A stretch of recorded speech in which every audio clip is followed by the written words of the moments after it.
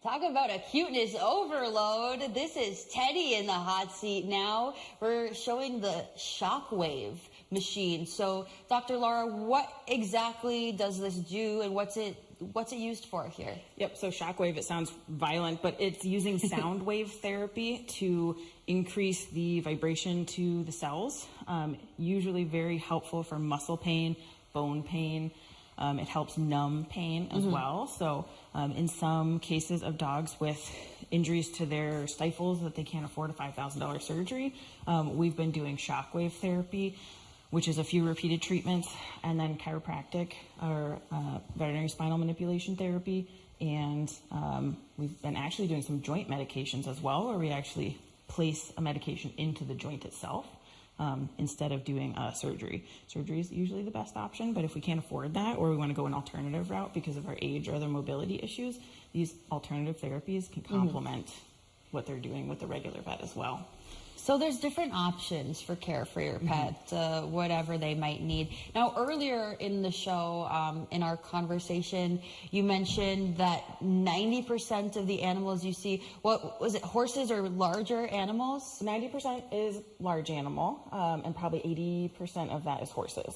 So we do see dogs for spinal manipulation therapy, and we've been expanding our second opinion lameness. I do a lot of lameness workups, evaluation, and x-ray and ultrasound of cases that we just can't quite figure out what our lameness is going on. So we've been doing more and more of that with dogs because I've been doing that and had extensive training out east with horses. So we're expanding that to dogs.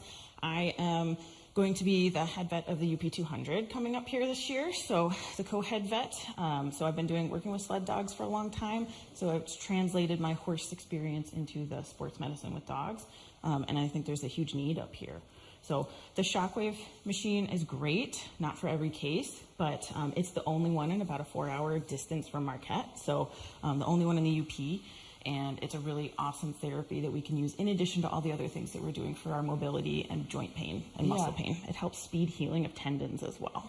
Sounds like you have a lot of different options across the spectrum and a lot of different types of services for different types of animals. I mean, think of an animal, a pet that you might have in the UP.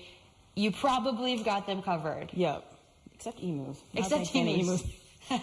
But we don't offer any routine care for small animals. Okay. So we recommend that people maintain a relationship with a regular small animal vet because we do all of these really complicated, fun things with lameness and some specialized procedures, but we don't have the facility or the ability to do regular emergency care or surgery on dogs here. So we recommend everybody keeps a regular relationship with their primary veterinarian for small animals. So for someone's dog, this would be more like a specialist. Yep.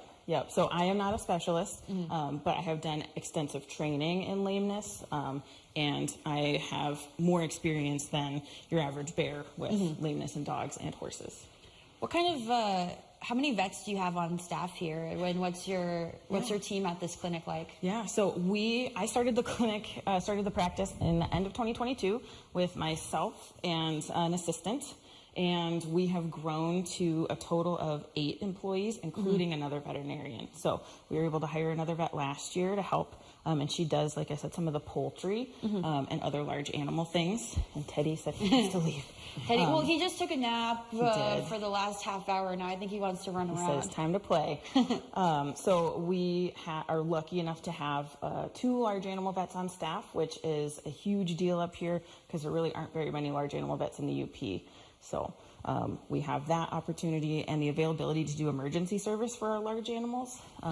So we keep ourselves quite busy with that. It sounds like it.